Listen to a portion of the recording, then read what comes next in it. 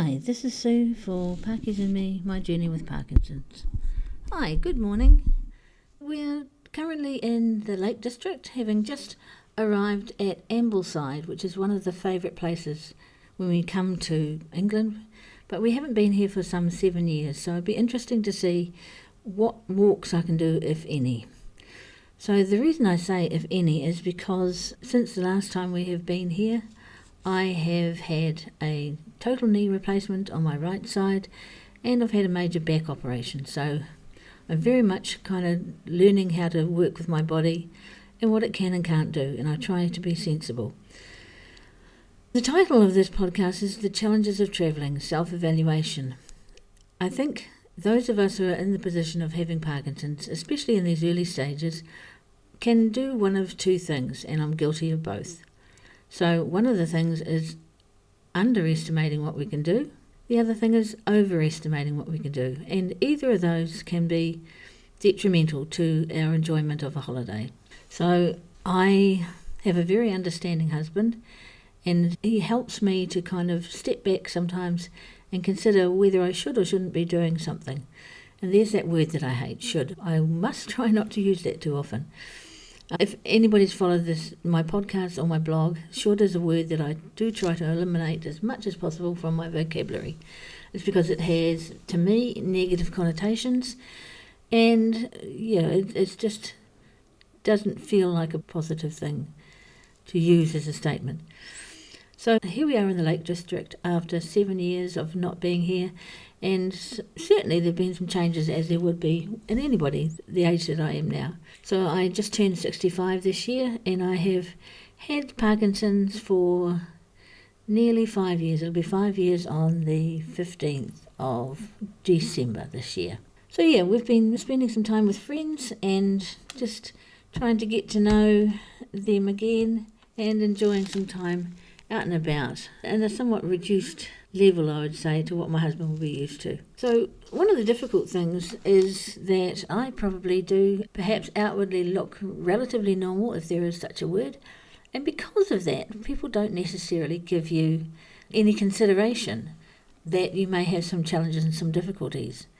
We have been staying in various places for a couple of days at a time sometimes, and sometimes a bit more, and it's interesting when, we stayed at one place with my sister-in-law, and she had her room, we had ours, of course, and we were supposed to be in an accessible room. And often people talk about an accessible room in that the shower has not too big a step to get into, and I don't know how they describe it sometimes, because to me just having a shower that you can get into and step over doesn't make it accessible. In one place we stayed in, they said, yes, it's an accessible room, and we had to go up a flight of stairs, and I thought, wonder how that works in their world, because it didn't really work in mine. Yeah, so accessibility can be a little bit of a challenging perspective to impress upon people who just don't get it. Toilets are a favourite thing and not really a favourite thing of mine, but they're a thing that I always take note of. We went to a pub the other day, and I asked where the bathroom was, and she pointed to her left, and I looked and went, oh, great. Gosh, yeah, I'm not going to manage that. And there was quite a steep, narrow tread of stairs going upstairs to the toilet. As I walked towards it, though, there was a door with a disabled sort of sticker on it, and it said, if you need this toilet, just ask at the bar. So I went up to the bar, and they gave me a key, and I duly used it and came back again. And I was so glad I asked, and maybe part of the onus of provision of toilet facilities needs to be on those of us that need them. In other words, maybe when you book for a restaurant or a pub or anything like that, perhaps asking if they have an accessible toilet would be a really good thing to do. Because, you don't want to front up there and they said, yes, it's an accessible toilet, but it's on the 3rd floor, and by the way, the lift is broken at the moment. So that could be a bit catastrophic if things start to process and a need needs to be serviced, as it were. Speaking of services, we were travelling on our way to the Lake District yesterday, and we came to some services, which is unlike New Zealand, where basically you might get a petrol station. They have these things called services, if you haven't been here before, and it has a petrol station, but there's usually a whole bunch of other stuff. There'll be an M&S, that's Marks and Spencer's. there'll be a bookshop, there'll be a couple of cafes, various food options, and that's called the services, and so you look out for those. So anyway, we came to these services and we parked the car and we went in there and had a look around, and we both decided that we'd better go to the loo, as you do, before we hit the road again. And I won't start singing on the road again. So anyway, we we decided to use the services, and we went up there, which is what we'd usually use. And unfortunately, the sign on the elevator said that it was basically out of order and you had to use the stairs. Now, it occurred to me quite strongly, as somebody who can manage stairs on a good day, but very, very slowly, that if you had somebody in a wheelchair, if you had a mother with a couple of children, one in a pushchair, even just one holding their hand, it would be really difficult to get up those stairs. And when I got upstairs, there was a sign saying, in the case of emergency, find a staff member and ask them to call a duty manager. By the time you'd done all that, you would have been toast. So, yeah, it's interesting. Provision of assistance for people with disabilities isn't necessarily the greatest thing when you start to go out and about. So I have a bit of a thing about checking out whether things are accessible or not. We're very lucky. We're at this lovely place in Ambleside that we're staying at, and it's an old vicarage, and we've got a fully accessible bathroom, which is great. It's on the ground floor, which is great, and a nice big room. So it's probably the most accessible unit we've been in so far. So that's been really helpful. So while we're here, we're going to do some stuff out and about. We're going to see if I can cope with a walk or two. And I have to tell you, one huge recommendation, even if you're not using a stick at the moment, but you find yourself getting tired walking any sort of distance, particularly if you're going to go off-road, as it were, get yourself a set of poles. Now, it's not like having a walking stick, which, I never liked using a walking stick when I had my knee problems because I felt like an old lady and I probably looked like one. But vanity aside, the walking poles are really good. Mine are a brand called Leki, that's Leki, and they are very collapsible. They are collapsible to the point where in a small carry-on suitcase you can put them in there quite easily. You don't have to sort of try doing this corner-to-corner business that I've had to do with previous ones. And they are magic. Not only do they give you stability, but I feel like they give me strength. And I can use them in various ways when I'm walking to help me get up those hills, to help me have something to lean on so I'm not doing all by myself, as it were. It helps to keep me upright. If you set them upright, you can't really stoop when you're using the sticks. So I find them invaluable. Like, I walked quite a long walk when we were in Italy, and it was uphill all the way, and I managed it without stops. And that's incredible for me. We had been somewhere, my husband and I and his sister, we had been to a garden place, some lovely rhododendron gardens as it happens, and I had been sort of at the tail end. I think I must have been getting something out of the car or something, and I was walking up there and I didn't have my poles, and honestly I had to stop. I felt like every sort of 5 or 6 steps for a minute or two and rest. I just could not chug up that hill by myself and couldn't really walk around the gardens very well. So I just sat on a bench, took some photos, still enjoyed the outing, but not as much as I would have. So when I've got my poles, it's like chalk and cheese. It's magic. They give me strength, they give me stability, they give me confidence. And, if I start to feel faint or anything, I know that I can point the sticks in such a way that I hold myself up till I can catch somebody's attention, which kind of happened one day.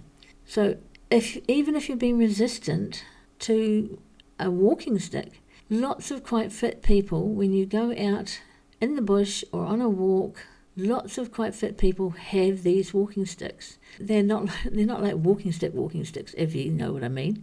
They are special for walking, trails, etc. And they keep you upright.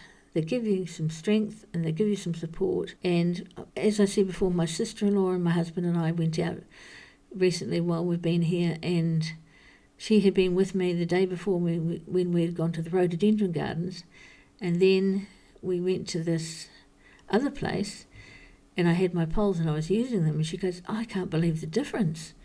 She said, you walk so much better with those poles and so much further and so much less pain. And yeah, I do. So if vanity has been holding you back, if thinking people will look at you because you're doing something different, never fear. They're more and more popular and common when I go out and about than they had been in the past, especially here in the UK. So yeah, it helps me. I don't feel like a little old lady. I feel like I've got these sticks because I'm going to go climb a mountain. And, you could be, I've seen people climbing up Mount Snowdon while we've been here with the poles. So, you could be about to just go walk around the supermarket, or you could be just about to go up a mountain. So they don't look like old lady with walking stick. They look like sporty person out there in the countryside with sticks. So, yeah, grab some of those sticks. They're bloody brilliant. So what else have I learned about myself? I have learned that basically if I have 2 really active days, day number 3 is going to be a pootling or pottering kind of a day. Just pootling around some shops, pottering around, getting a coffee, just not doing anything too busy, and maybe having a nap in the afternoon. So my body is being quite kind to me, really, but it does say to me on about the 3rd or the 4th day, excuse me, old person with Parkinson's here, need a rest. And I have to go, yep, okay, will do. So, yeah, those are just a couple of things. I have noticed that I've started drooling more. Yeah, and that's really annoying when I'm talking to people. I have to keep wiping my mouth, so I don't know what's causing that. But that's a little bit of an annoyance. But generally speaking, if I listen to my body, if I take the advice of my husband, heaven help me, he will hear this. He usually is pretty sensible, and he is good at reminding me, he reminds me of, that we should all be aware of. If you're going for a walk, especially over uneven ground, I've found that the uneven ground aspect of it, when I walk through a field at my sister-in-law's, I think you have to concentrate so much on watching your feet and not tripping over that it wears your brain out quicker. So, I couldn't walk anywhere near as far because I think all that extra effort to keep myself from tumbling over this rutted sort of ground really sort of overtaxed my brain, and I just got really, really tired, and I couldn't go very far at all. So be aware when you're going on a track, particularly if it's the sort of off-road, as it were, through bush or something like that. It's going to take more effort, it's going to take more concentration, and so you will need to think about how far you go, because you multiply that by 2 because you have to get back again. Like my husband says, you need to remember that you need to be fit enough to do the return trip as well as the outward trip. So yeah, those are wise words from my husband.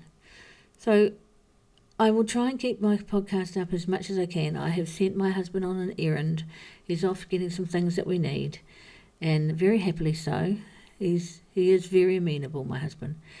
So so he's off getting some things, and I'm doing this podcast, and I will do it from time to time when I'm able. But my aim in doing this sort of travelogue while we're away is to emphasise to people that, there'll be challenges. There's things you have to think through and find solutions for. But don't stop travelling. If you can, don't stop travelling.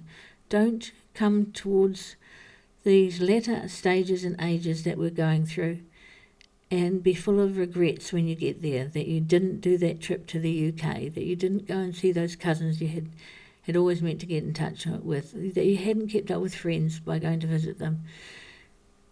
If you can, if you're physically able, if you're financially able, do those trips. Look, even if it's just in New Zealand or in whatever country you live in, somebody in the next town, somebody an hour's drive away, somebody you can go and see and stay for the night.